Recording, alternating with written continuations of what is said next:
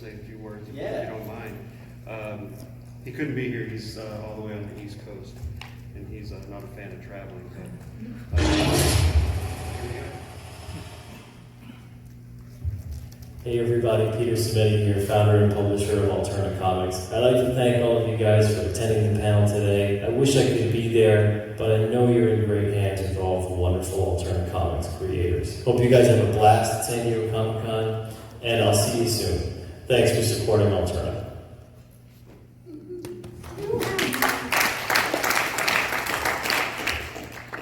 So, our first comic creator I wanted to introduce is my man Eric. That's your wrestling. So, Eric, I wanted to talk about your comic Scrimshaw first. Great, yeah, Scrimshaw. I'm the writer creator of Scrimshaw along with Dave Mims, Spike Lockchip, and Ryan Wynn here's on colors along with Spencer Desmond. It's a post-apocalyptic dystopian adventure. It takes place 2 generations after the melt of the polar ice caps, and Japan has risen as a world power. Kind of takes off from there. And where did you kind of come up with the idea for Scrimshaw? If it was kind of... Well, I originally started writing screenplays, and I wrote it in a writing contest, actually. The main characters, Hans and Saigo, were born in a contest called NYC Midnight, one of those writing prompt contests that they give you a genre, subject, and object, and you have 48 hours to create the character, so kind of took off from there. Awesome. And what was the process like for you, finding an artist? How did you kind of go about that? I discovered Dave Mims on freelance.com. The scope of Scrimshaw was so large that I knew they wouldn't give any money to make a movie, so I just wanted to see those characters live, I guess, in the flesh, if you will, or at least on paper. So put an ad out and, found Dave, thought his style was super cool, and had him just do a rendering of the first 2 characters. And then about 3 months later, an idea popped into my head, and the rest of the characters were born, the world was born, we were off to the races after that. Awesome. And what kind of other projects are you working on right now, or what's some of the... Next up, I got a Western called Lead City that I'm working on with a very talented guy his name's Kyle Brumman, and he's on inks, colors, he does it all, so very cool. Woo! All right.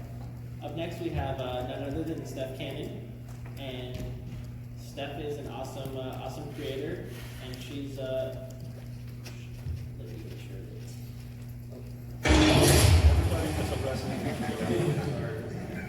One more time. Oh, shoot. Sorry, you're not. Sorry, it's David. Oh, sorry. We'll be back to Steph. So David's next. David is the awesome creator of Tinseltown and the Children's Vampire Hunting Brigade. Tell us about Tinseltown. So Tinseltown is a period crime drama. It's about one of the first female police officers in Hollywood. So it's set in 1915. I tell people it's kind of like LA Confidential meets Boardwalk Empire. And for you, you draw a lot of inspiration from your family in this. So can you talk a little bit about kind of where you got the mythos from? Yeah, so the idea came from 2 places. One, in real life, my mom was a police officer for the Edgewood Police Department for 20 plus years. And so I knew a little bit about what that was about. And then my day job, I've been working for Fox Studios for the past 21 years as a sound engineer, so I'm kind of familiar with what it's like to be on a movie studio a lot and culture there. And I was doing some research, and I found out that Universal Studios in 1915 was kind of like a proto-feminist organization in that they had a female mayor, police chief, female police officers. But in fact, they functioned as kind of a cross between lot security guards and actors that were there to kind of amuse and assist the tourists. And they certainly weren't above exploiting them by marching them in short skirts and parades and things like that. So I thought that was an interesting dichotomy, and that was where I wanted to set my story. David, you should make a video about your book. You think? I wonder if that's foreshadowing. From creators David Lucarelli and Henry Passiano, the team behind the Children's Vampire Hunting Brigade. Tinseltown.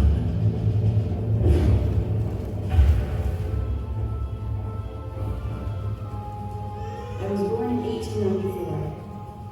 My father was an officer of the LAPD. The last time I saw him,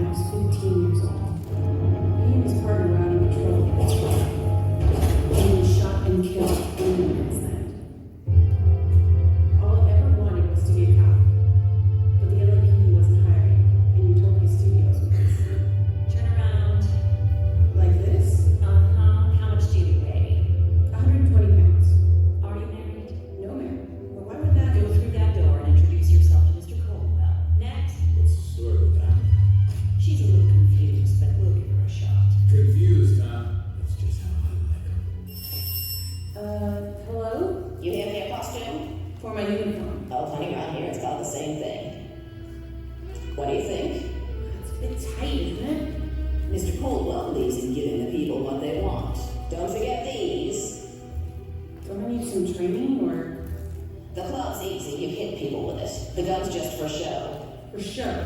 Welcome to Hollywood, honey. I don't know if I can do this, Frankie. Sure you can, Abby. You're tough, and we're in the picture biz. Why, a lot of people would kill to be where we are. I had no idea how right he was.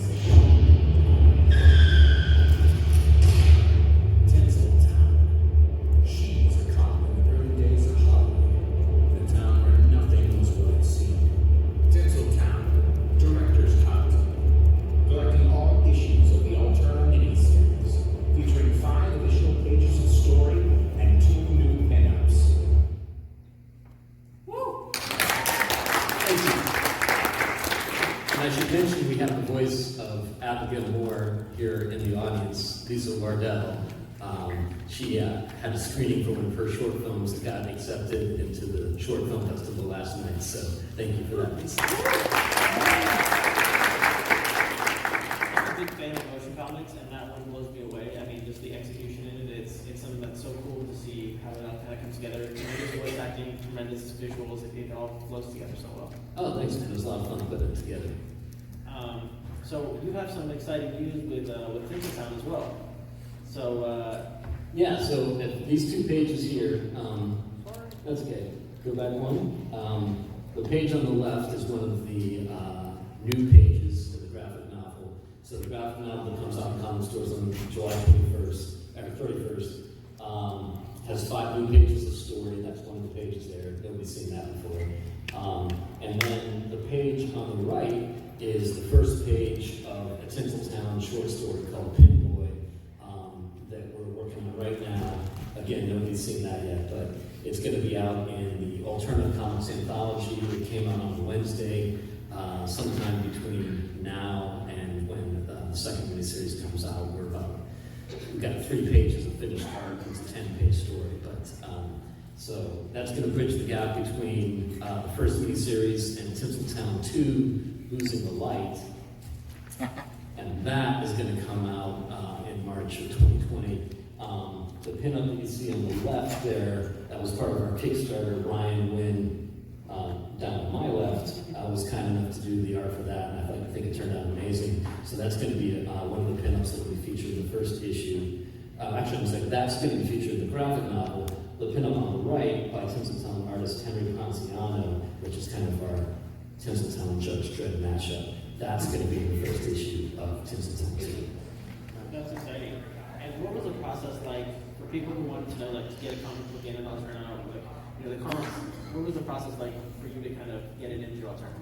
So literally, I just blindly submitted. I just went to the website and I followed their submission guidelines. I mean, I made a list of every publisher that I thought might be interested that was accepting unsolicited submissions, and it wasn't a very long list, but I pretty much simultaneously submitted to all of them, and the one that I heard back from was Peter.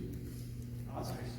And they found an awesome home at Alterna. And one of the things I love about Alterna is how they're able to put out amazing quality books, and with their newsprint, they're able to do it at such an affordable price. So it's something that's really awesome, and came out awesome. This might be Steph.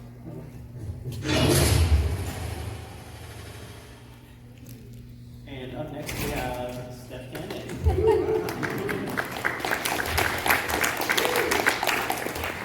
So Steph, we wanted to talk to you about your upcoming short story, and it came out on Wednesday. I had a 2-page story entitled Hex that was in. It came out on Wednesday, issue number 1, and it was a adventure horror that was about this poor dude that tried to steal a spell book and got a little bit of a hex on him. From that 2-page comic, I ended up having it get picked up along with my writing and business partner Matt Knowles, and it's going to be the same artist, Javi Lafara, same letter, Steve Brown, and it's going to be 3 issues that are going to be out next year, and we changed the title to be Now Leave First. That's awesome. I'm sorry, can you speak into the mic? I can So it's coming barely out. hear you. Yeah. Thank you. Thanks. Everyone. Okay. Say everything again. Yeah. So you have 3 issues coming out next year. What was the process like finding the artist? What was the process like, and working with a writing partner? Well, hobby is found on Facebook through a Facebook group that paired up writers and artists. And we actually had done a one-page comic together. And I loved working with him so much and loved his style so much that asking him to do the 2 pages with the writer, and then of course when the series got picked up, it was obvious that he was going to continue on with it. He was very excited too. Working with a writing partner is great. We have several titles that we work on actually. We actually currently have a Kickstarter going on for our steampunk time travel series. It's an interesting process. We like to say one person's in the driver's seat, one person's in the passenger seat, depending on what we're co-writing. So it's kind of a little bit of a give and take that way. Yeah. What are some of the struggles you have working with a co-writer? I wouldn't necessarily say struggles because I feel like that's kind of like a negative connotation. We found a really easy way to go about it where, you know, as long as we know, okay, this is the idea, we're going to come together on the idea, and we're going to, you know, have to bounce ideas back and forth, but ultimately, whoever's in charge, whoever's in that proverbial driver's seat, is the one that has the ultimate say at the end. But it's never like, you know, where I say goes, and you don't have any say in it, you know, that type of thing. It helps to have a good partnership. We have several titles that we work on together, and so, you know, it just kind of, you learn as the process goes along. And you have another short story as well, and this is more of a horror, kind of a, you can see like the art right there is absolutely magnificent. Tell us a little bit about this one. Yeah, that's Francesco Aikita, who has worked on some titles from Alterna before. And this one's entitled Bogey. It was in the If Horror Anthology for 2018. And it is about an isolated military base off the coast of Alaska. And it's these 2 soldiers that are outside, you know, talking about how bored they are, nothing ever happens, and they end up seeing a plane that goes down, and they go to investigate, and scary stuff ensues. I don't want to give away too many spoilers on that. How did you kind of come up with the idea for this story? I like the idea of, I've always liked the idea of isolation and being in this, you know, the alien type of stories where you don't really have very where to go. Like you're stuck with this threat. And I wanted to do something that was a little bit different than being stuck on a boat, stuck in a ship. And this is actually based on an actual military base where supposedly strange things have happened. So. All right, well, I'll get there and read it together like Area 51, so that's the Yeah, I probably know it needs a training. Awesome.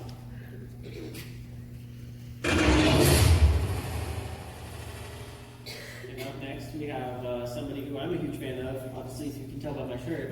It's Terry Mayo.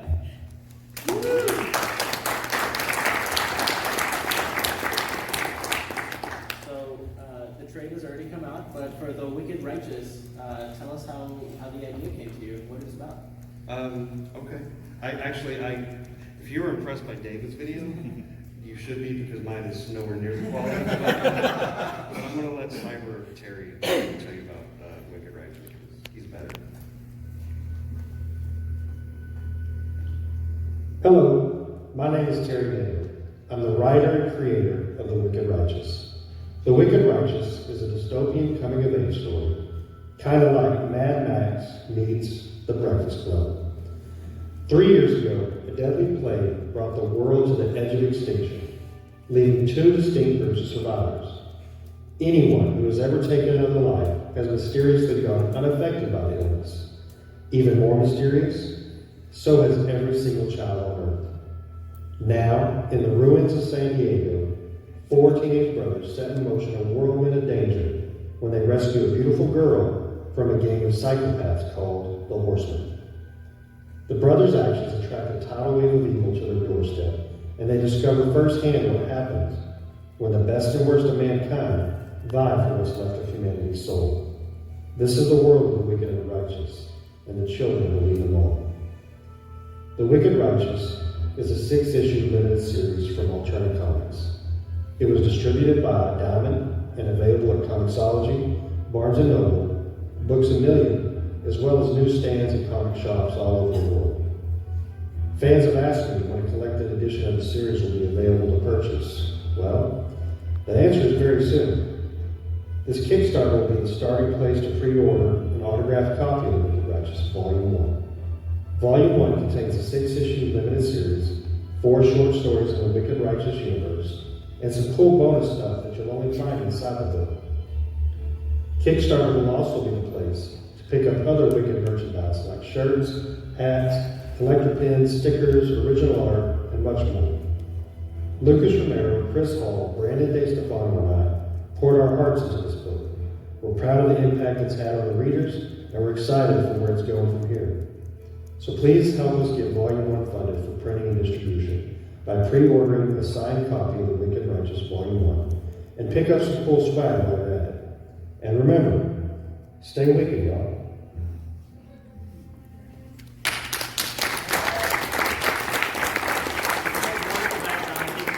It's too late. It has already been successfully funded, and the first trade is now done. Yeah, so it's exciting. So talk a little bit about the artist. How did you kind of get paired up with your artist? Where did you find him? Lucas actually found me. I was getting ready to start scripting out the second issue of this thing and trying to find an artist, but I was on vacation in Texas and was heading out to Schlitterbahn and got a message on Twitter.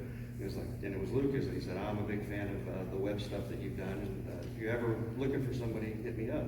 So I hit him up, and I dug his art. It wasn't the direction of art that I was originally going to go. I'm going to go more like realistic feel, but the book's about kids. It's about, well, it's a mature read, so I wouldn't give it to kids, but depending on the kid. But I thought his style kind of helped tell the story a little bit better. Absolutely. And for you, like, where did you kind of draw the inspiration from for creating the series? When I started writing, I had 4 kids. Now I have 7. They're all boys, and so family's always been a big deal for me. So writing a story revolving around 4 brothers in a dystopian wasteland, what could be more fatherly? I love that. Yeah. So do you learn a lot from your kids and put a lot of your work from your kids? Do you kind of, take something? I do, yeah. I wouldn't tell that to their face. I hope. But yeah, and then every once in a while I'll threaten that I'm gonna like kill off their character. But no, yeah, it's been fun, and it's a fun ride to take with the kids, definitely. And Volume 2, I started now, so these are actually pictures from Volume 2, or art from Volume 2. No spoilers, but the first volume took place in San Diego, and then Volume 2 takes place somewhere else. Nice. So when can we expect to see Volume 2 come out? Well, issue 1 and 2 have already come out on or in comic shops. Number 3, it comes out, I want to say this month or early August, I can't remember. And then the trade will probably be early 2020. Nice. Yeah. Exciting stuff. Yeah. Now, for you, how did you get into Alterna Comics? What was your process to get submitted? How to get a comic book into Alterna? Right. With Alterna, it was again just like Dave, and I'm sure pretty much everybody up here. It was a cold submission. Peter's a great guy, but he doesn't play favorites. So I mean, the story's got to be good, the art's got to be good, and so the name doesn't matter. So sent him the submission pitch, and then he and another company got back with me, and I just went with Alterna. Nice. And then next. Last, but we've got none other than Ryan Wynn. Everybody.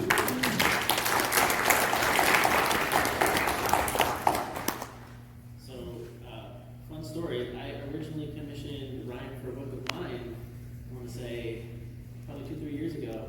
And, You think it was you think it was only 2 or 3 years ago? right? A while ago. But now you've got some really exciting stuff coming out with Gods and Gears. So instead of letting you talk, I'm going to show this awesome video. All right.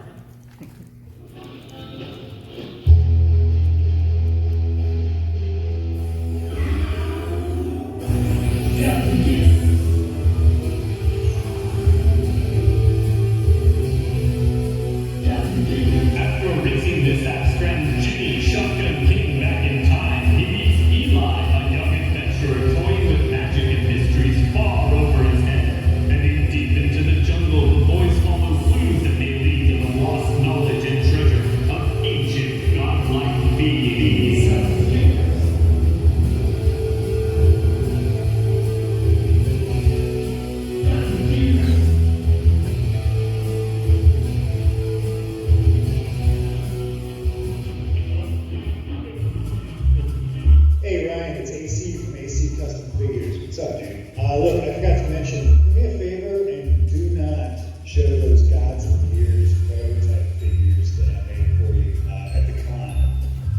Really appreciate it, man. Thanks. Gotta run. My dog's peeing on my bologna sandwich again. I don't know how that got in there. Our bad. But that's really exciting stuff. You have Gods and Gears now coming out. So tell us a little bit. We know it has to do with racing, time travel, all overall just fun. Tell us kind of how you got the idea. What it's about. Well, it's basically the comic I wanted to read as a kid. So it's got a little bit of everything. We're inspired by everything from Tarzan, Wizard of Oz, Raiders of the Lost Ark, all sorts of things like that. It's a coming-of-age adventure. I always wanted to tell a story. Kind of dealing with that when you're like 12 or 13 and things are just, the world is calling to you and you're young and dumb and you want to get out there and explore and learn about things, but the world will also kick your butt and teach you some lessons and things like that, and it'll show you who your real friends are, and that's what we're exploring here, is that we have a really big story with this background of these ancient gods that may or may not have come to Earth millions of years ago, and we have all of that is being explained and learned through the story of these two boys adventuring through the jungles, and they learn about friendship and family and stuff like that, while we're learning about these big cosmic things as well. That's fun. So where did you kind of get the idea? Was it in your head since you were a kid? And you're like, it's finally coming out now? No, it started off as a print. Years ago at Con, I was trying to do prints that weren't copywritten characters or characters that other people owned. So I did sort of a Batman and Robin analogy with these two race car drivers called Driver and Shotgun, and then sitting at the convention all weekend, I started, things start bubbling up, and all of a sudden I was like, oh, I think I have a story for this. And then I met up with Dean Kotz, who's the artist. Dean is not as well known as he should be, but he's been pretty active over the last decade in the independent comic world, Boom, Dark Horse, things like that. Right now he's doing a John Carter book for Dark Horse. It looks really cool. And he and I have always wanted to work together, and I kind of explained the story idea to him, and we have a lot of the same influences and inspirations. So he was like, this is right up my alley, let's do this. So it's fun. I mean, it's a blast. Now, where did you get the idea to kind of go back with issue 0 and kind of show everything kind of before everything? Well, we were looking at ways, okay, so we have issue 1 comes out in September, but next month, it came out on a Wednesday, issue 8. We have a 12-page short story that's a tie-in, and it does, like you said, it kind of works as a 0 issue where it explains the world a little bit. It's set in a different time period. It's set a little bit before the main series, and dealing with some characters that are tied to that. So you don't have to read the short, but it makes the series, it's fuller if you do. And we were looking for ways to advertise or promote the main series, and we were thinking maybe we'll do a 0 issue, and we were going to fundraise for it, and looking at things like that. And then Peter Samedi recommended that we do a short, and it came out on Wednesday. He had a slot in August that would be right before our series came out, so we had a couple months to put a short together, and yeah, that was a lot of fun. And again, just like with any story, it'll only be a 12-page short, and I think you guys know, you guys that are actual real writers up here know, writing short does not mean easy at all. Writing shorter is so much harder than writing long. Like the 12-page story I wrote, I was like, if I had 6 issues, this would have been so much easier. But 12 pages, so hats off to real writers. I've been an artist my whole life. This is my first real writing gig, so hats off to real writers and stuff. You were a real writer, and you did an awesome job getting us up here. Having got a sneak peek at issue 1, it's good stuff. It's a lot of fun. Yeah, that's what we're shooting for, is all-out action with a lot of heart and something for all ages. Like I'm shooting for 10-year-olds and for 50-year-olds. That's the target that was. And I think it hits the mark. Awesome, thank you. So we have an exclusive San Diego Comic-Con reveal for you guys. Now this was a fun poster that was designed by Wynn, right? And Dean Kotz, the Gods and Gears artist. He's the actual one. He drew most of it. I drew a couple of the figures, and then I colored it as well. Nice. One more time.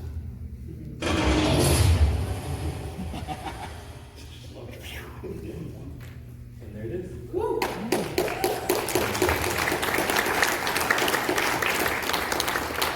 That's sort of the current, I think that's all the current roster characters. They're all not in the same universe. They're all in their own separate universes, but they all operate operate under the Alterna banner. So I have a question for the audience right now. Is anyone here interested in kind of creating their own comic books or making your own comic books? Raise your hand if you are, so you can kind of just get a general feel. All right. All right. All right. So since we have a lot of people here, I want us to talk about, what are maybe some of your biggest struggles kind of making comic books, and what recommendations do you guys have for the fans out there who are looking to get in and make stuff happen? So let's go down the line. Terry, start us off. The biggest thing that I always tell people who ask how is just don't be shy. Continue to show people your work. Don't just show your family your work. Even though that's great, honey, sounds awesome. I love that. But also show people that have nothing to lose by telling you what's wrong with what you're doing. A better way to do it, because you're not going to get better with that. Looks great, honey. Absolutely. And I would say, I would get one book that tells one complete story if possible, or one short story even under your belt. And, you can submit to various companies, but if it's your first comic story that you're trying to tell, know that they probably won't be interested, but that's okay, because then they'll at least know who you are. And then you should print up 50, 100, 150 copies and book a table at a con and just run it up the flagpole and see who salutes, because it's a little scary, it's a little intimidating, the raw capitalism of it, but if it's a story that you're passionate about, that's the most direct way to find other people that are passionate about the kinds of stories that you tell. And right out the get-go, have a mailing list and get people to sign it up. And that's step one. Yeah, I think I agree with that. I think when you show up, you're doing the work, and you show up with your book, it's a big start. Also, don't be afraid to take a chance. I got in to Alterna kind of in an unorthodox manner. Peter was running his Kickstarter for the chair, and I backed it for $100, and I saw that he had an art level package that was higher, around $400. And so, being from Las Vegas at that time, said, I started a little dialogue on Twitter, said, hey, I'll bet a couple $100 on the Dodgers, and if they win, I'll back the project at the art level. And that started a dialogue on Twitter. Lo and behold, the Dodgers won. I backed them at $400, and that was the art level. Well, I did that because he was going to do the characters I wanted him to do. And who were the characters I wanted him to do? The ones from Scrimshaw, who he had no idea who they were. So he had to Google them, get online, look at them, and then found out we were developing a book. So he actually said, hey, have you found a publisher? I said, no, we haven't. And he goes, I hope you'll consider Alterna.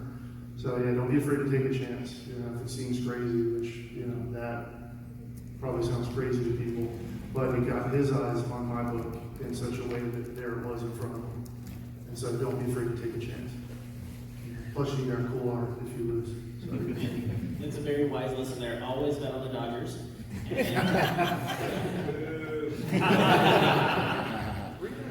But it's important to network and really kind of build that relationship with people in comic books. Go out there and meet people and get out of your comfort zone, because that's kind of how you get out there. Steph, what about you? My answer kind of builds off of that. That's to first of all, make friends with people in the industry. Don't be afraid to get involved in social media and talk to people. Most people are okay with reaching out to them and asking questions. That doesn't mean send them messages every single day and bombard them. But the indie comics pool is a pretty nice bunch of people. But more so, it's the team that you have. I'm nothing without my team. I'm nothing without my writing partner, my business partner, and I'm nothing without a great artist behind me, because I can have the best story to tell, but if I don't have the people to help me make that happen, then that story's never going to get out. As far as writing goes, know where you're going. Everybody has a good idea. We all have great ideas, but if we don't know where the story is going, we're just going to end up meandering around, and then it's not going to go anywhere. So make sure before you decide that you're going to go out and spend all this money on art, that you actually know that you have a great story to tell. The great story to tell could be anything. It could be any genre, any length. It could be 1 page or 2 pages. It could be 12 pages. It could be 200 pages. As long as you know that there's an actual purpose for what you're doing. not just a great idea, but you have a great ending for it as well. Awesome. And Ryan? Yeah, I would just mirror everything you guys said with the, don't be afraid, work hard, reach out, know your project that you're doing. But the thing that I see with a lot of indie creators or people like up and coming creators is a lot of discouragement, self-discouragement. They'll like say things like, "Oh, this will never be published anyways." This will, there's so much self-doubt because you are really coming against like a giant wall of existing creators and things that are already out there and all this stuff. But you have to push through that, and you have to find enjoyment in the creative process, because the funnest part about making comics is actually making the comic. Like when you're actually writing it and working with your friends or your artists, or if you're drawing it or something, that is the biggest thrill. Like bigger than a sale, bigger than someone else. Like if you can find enjoyment in the creation, then all these other things they're gonna kind of happen naturally, because you're gonna be behind yourself and you're gonna believe in yourself, and you know that you like the process. Because a lot of people, they get into the creative process and they let the burdens and the discouragement stop them from even trying to create. Like it stops them from coming home at work and spending 10 minutes on the project because they're like, whatever. But if you can get it, worry about the creating of it, and when it's done, then you can show it to people. Like just getting through that's been the biggest thing that I've seen with a lot of indie creators. Just do a little bit each day, be realistic, and don't be too hard on yourself. Absolutely, and I think a lot of people need to just kind of let themselves, no one's going to have what we did their first time out, and you have to kind of say, okay, I'm going to do my best every single day, polish it up, and keep it going. So I have a question, since we have 5 writers here on the panel. What's your writing process like, and what's your process when it comes to telling your story? I'm going to start back with Ryan this time and come the other way down. My writing process is a little different because I started out as an artist. I started in the industry as a penciler and inker, and most of my 18 years have been working as an inker. So when it came to writing Gods and Gears, my initial path was I laid it out, and then I actually drew little thumbnails. Like in my head, I could see the story, so I actually drew the story with a very loose script, and then sent that to my artist to see what he thought about it. And actually, since we both kind of work in similar ways, it worked for him. But now going forward, now that I've started writing more, I do actually I do a full layout and then a full script, and then I do a second, third, fourth, whatever it takes to edit it. And you've known your artist for years. Almost a decade. Yeah. So how did it kind of come to be that you guys met? Do you remember that far back? Yeah, we met on, maybe some of you remember DeviantArt.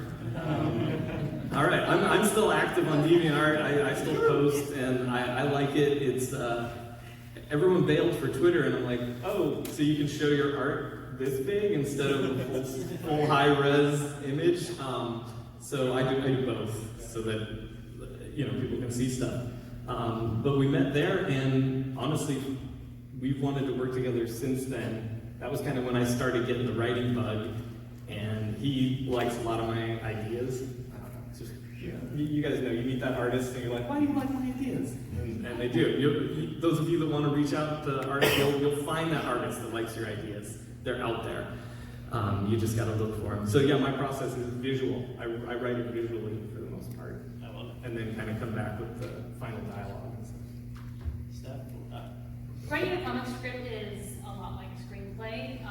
So when I first started writing, I did a lot of research. I did about 6 months of research and words for pictures by Brian Michael Bendis.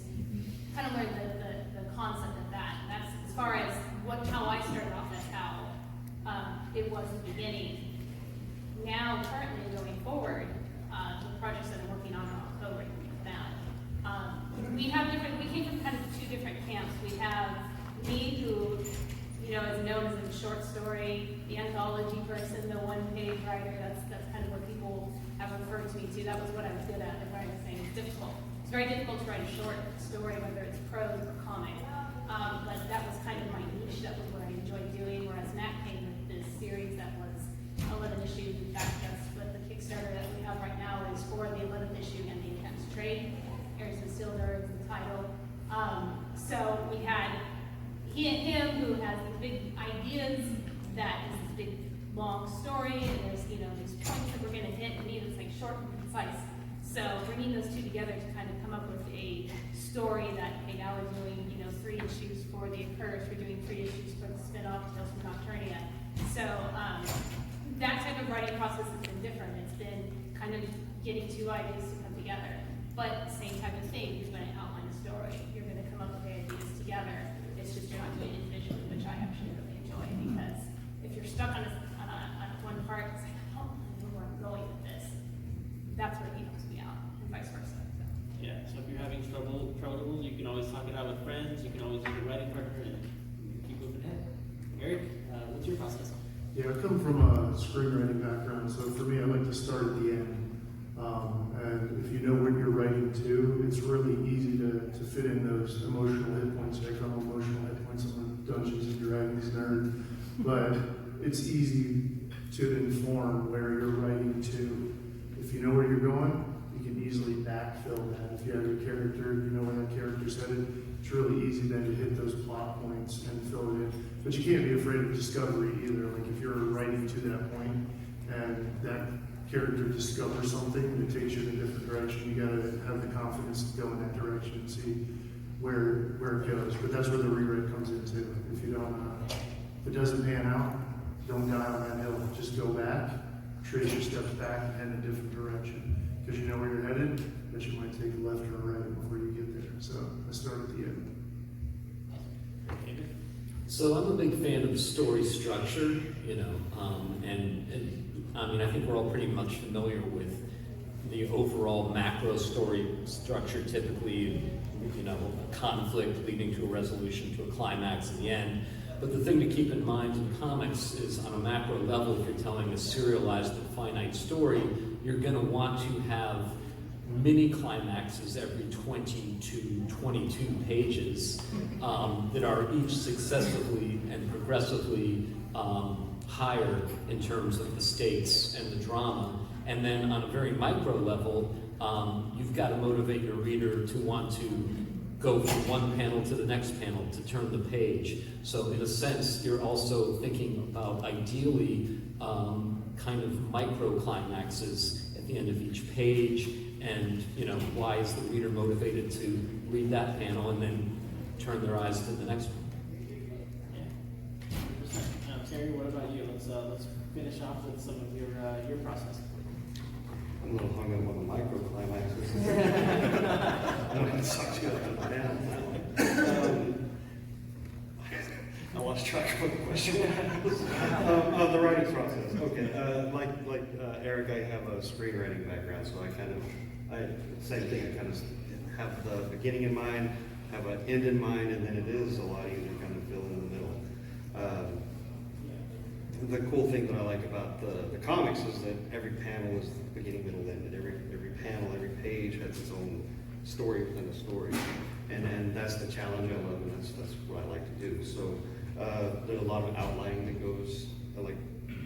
I do as many outlines as I do script drafts. So it's amazing what outline number 1 and final draft of the script looks like. Because it's usually completely different. Absolutely, it's a growing process. You have to learn how to grow and do that, and get better over time. You have to be critical with yourself, be your own worst critic. So I'm going to take. If you guys are interested in asking a question, you can come up to the microphone, and we'd love to hear from you.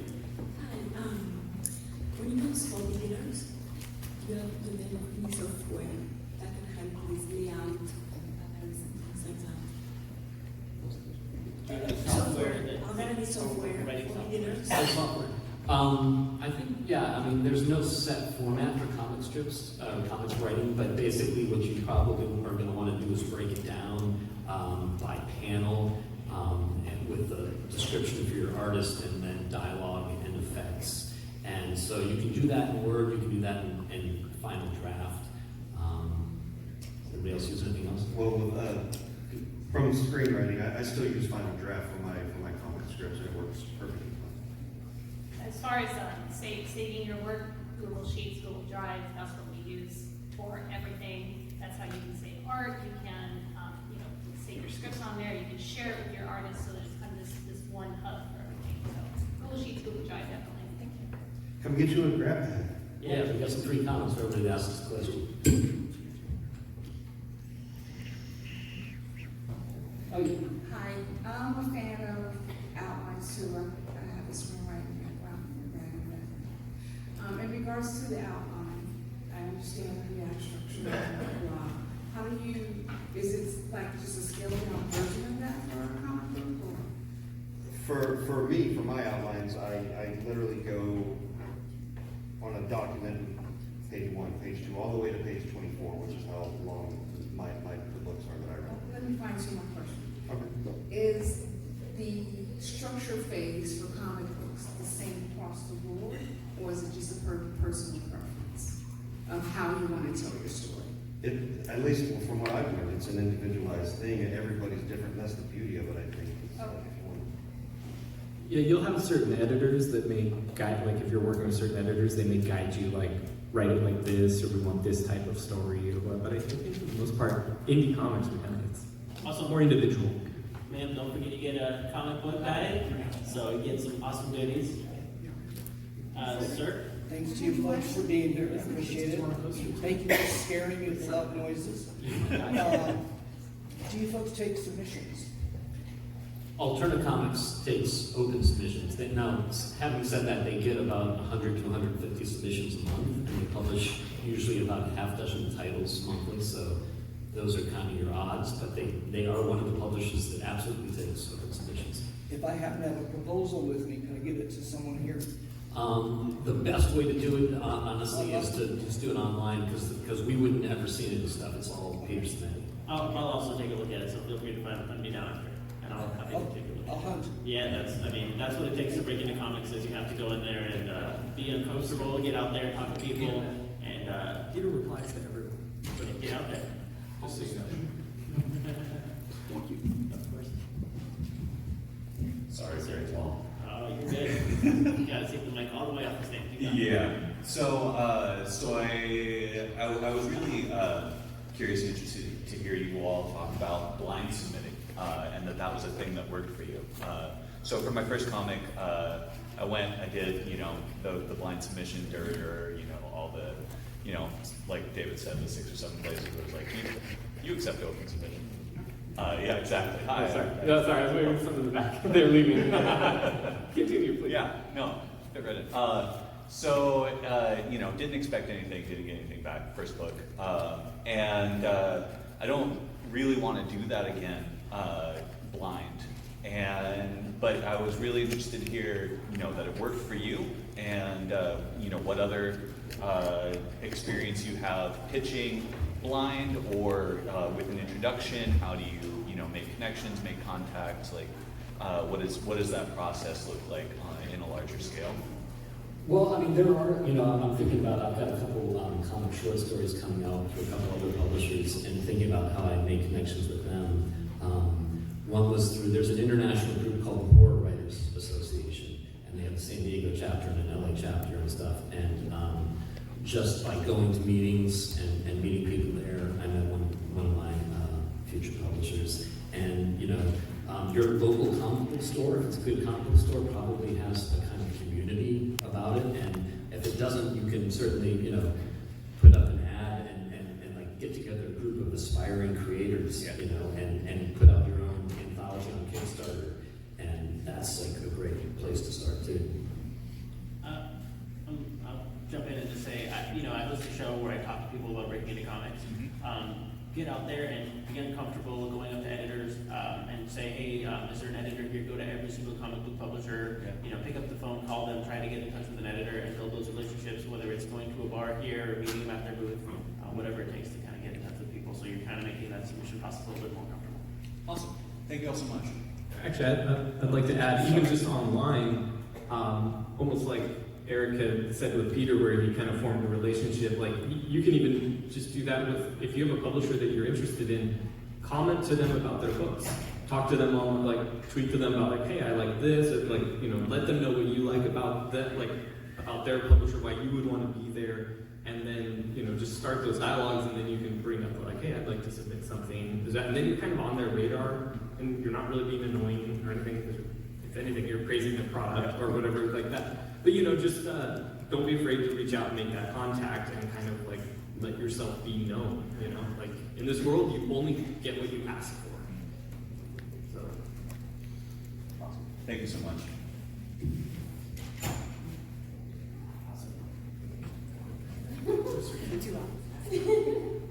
I have two questions.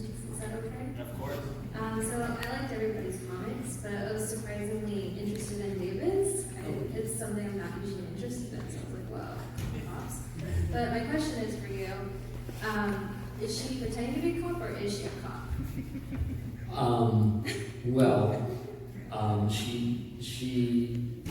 She's kind of a pseudo cop at the beginning of the story, and sort of through the process of the story, she does some things that lead to her becoming more of a real cop.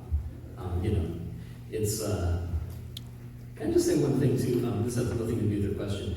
Do you know Alan Moore officially retired from comics on the first day of Comic-Con? And that is so depressing. But if I had one piece of advice for any indie creator, if something I got from him, he has this thing called the 120 rule, which is, and he got this from Mort Weisinger in the 1950s, and this is so critical in terms of writing good comics, is that you never want to have more than 120 words per page, and then mathematically you can break that down by panel. So if you have 7 panels, that works out to be about 25 words per page. And if you get nothing else out of this panel, that's really something that will help you.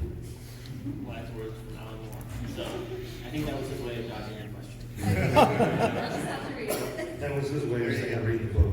That leads to my second question. Can I buy the comics here at the convention? Because I want to buy all the volumes at once and just binge it. Yeah, definitely. There's. The Wicked Righteous is at Small Press, table K5. K5. And do you guys have books here for sale as well, or? I'm not here. This is all I'm here for today. We don't have a booth this year, unfortunately. We had one last year. We're thinking we'll have one next year. So check out K5, and they're also all available online, so you can check them out there. Okay. Yeah, on alternaaccess.com, you can get everything ordered directly, like shipped directly to you, and it actually is a lower cost to you than it would be going through the shop. Like he takes, I forget what the price is, but he takes a percentage off, and You get free comics right here. Yeah, It's a good start. All right, sir. Great. Big fan of The Wicked Righteous. Big fan of Pencil Pen. Have not had a chance to read Scrimshaw and these guys' stuff yet, but I'm getting there. It takes me a while. But actually, I have a question for you, Brian, because I'm also an artist and writer. Okay. My question is, I don't know about you, but I have a full-time job. I have a family. Trying to make a living, trying to keep my head above water. When do you find the time? Because I could write a few pages in a few hours, but when the time to sit down and draw those pages out, it's like, oh my God, it's like pulling teeth to find the time to make it happen. And cutting out sleep is an option, but I'm already running on 5 hours a night, so At that point, so what I did when I got to that point is that's one of the reasons I reached out to my artist friend Lee. Because while I can draw, and I actually drew the first 5 pages of Gods and Gears, and then realized I'm not going to be able to do this. And this was years ago. So it's the same thing. So my day job it was still in comics, but I've been in ink for years and years and years. But trying to do anything on the side, it's the exact same thing. So it's basically I have a day job, but on the side I'm trying to write and draw my own independent stuff.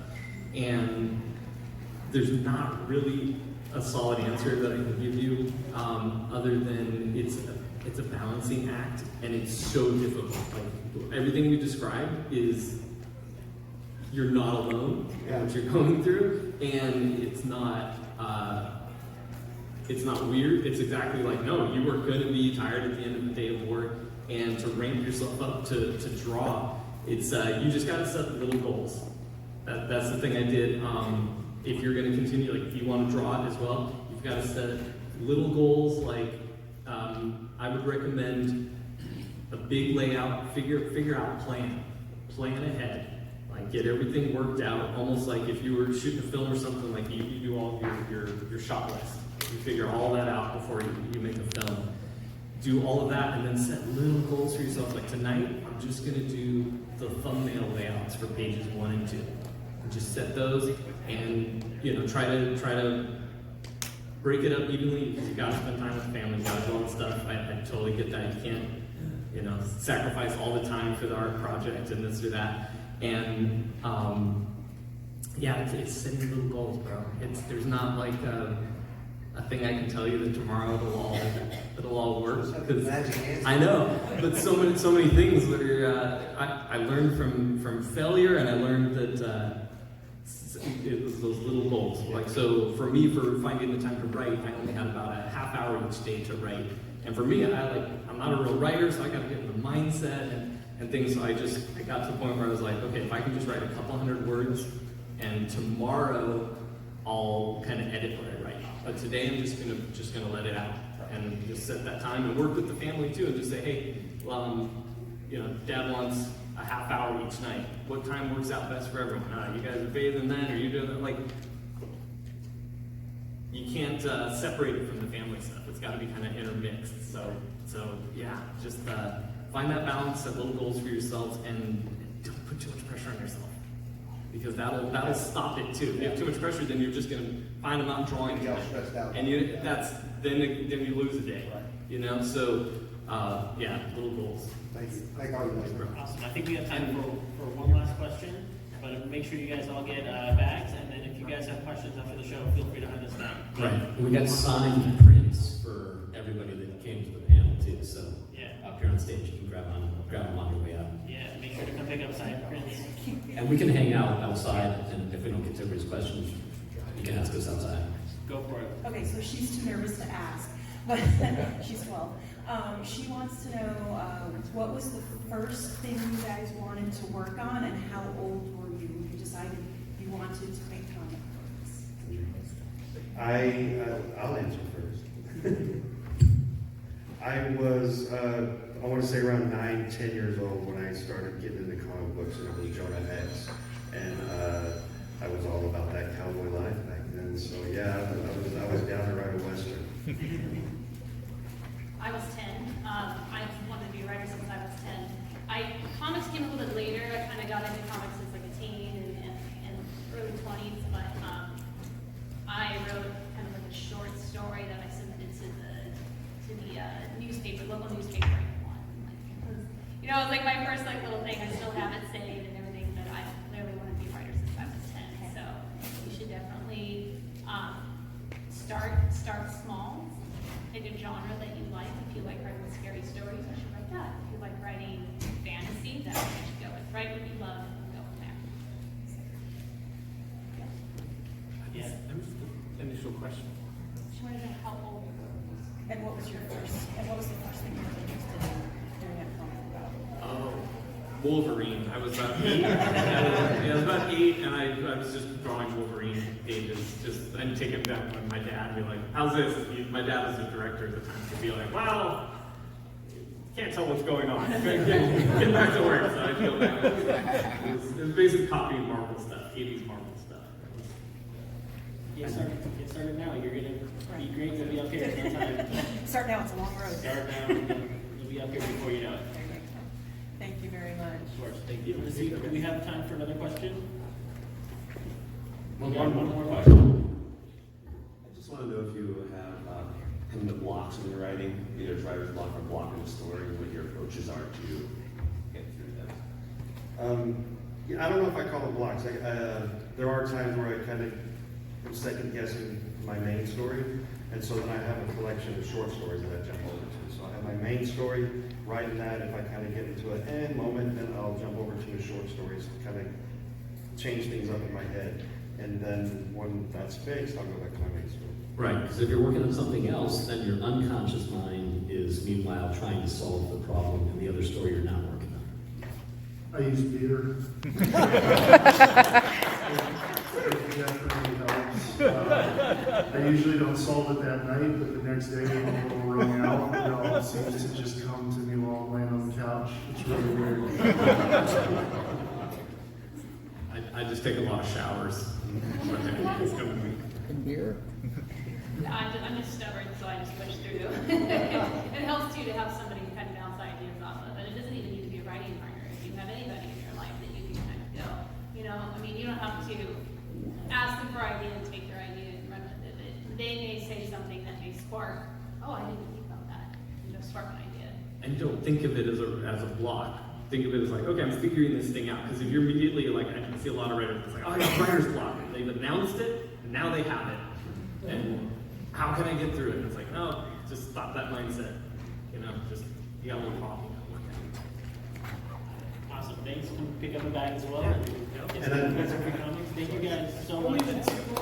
I did want to say that there was only 50 of these prints made, 50 for San Diego, 50 San Diego, 50th Comic Con. 50? So get them while you can, because once they're gone, they're gone. Right, and we can hang out outside. Yeah, you can ask us questions out there. Thank you guys so much for coming, and hopefully you guys